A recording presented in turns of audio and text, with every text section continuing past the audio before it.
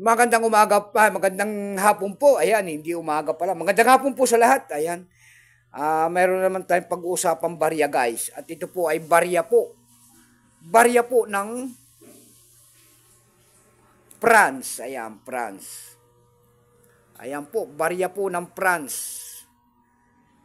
20 centimes. Ayan, ng France. Ayan. Year 1988 po, 20 centimes po ng France. Foreign coins po, world coins. Baka mayroon kayong mga ganyan mga coins. Ayan, bultuhan po ang ating bili dyan. 5 pesos lamang pataas. Ayan. Yan ang ating pag-uusapan ngayon. Pero bago yan, tayo magpapasalamat muna sa lahat ng tagapagsubaybay dito sa ating munting channel. Lalo-lalo na po ang ating mga subscriber. Thank you so much sa inyong lahat. Mabuhay po kayo and God bless.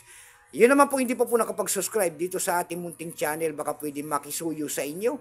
Pakipindot naman lang po sana ang ating subscribe button, like and share, para ma-update ko naman kayo sa mga bago ko pang gagawin mga video po. Ayan.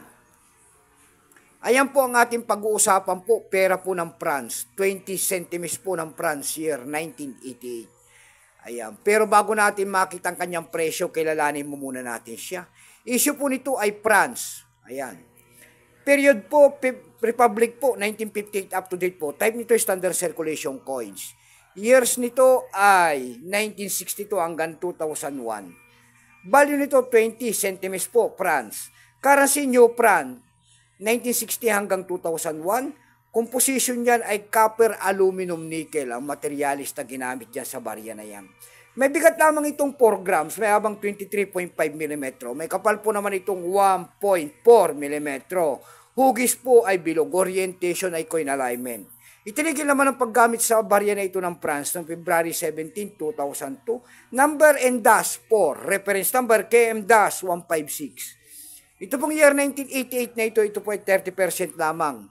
Kung ilang piraso po ang ginawa ng France sa barya na hawak natin, ito po ay 223,230,576 piraso po.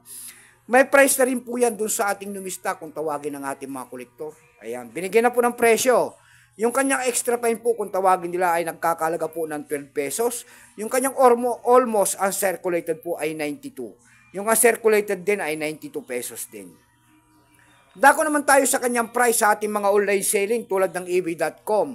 Sa ebay.com po mayroon tayong nakita nagbebenta doon ng $11.78. Nasundan po yan ng $7.80.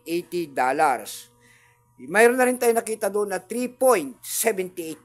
Yung pinakamababa po na bintahan doon ay $1.25 na. Dako tayo sa Carousel PH kung tawagin nila. Sa Carousel PH po, mayroon tayo nakita nagbebenta doon ng 250 pesos nito.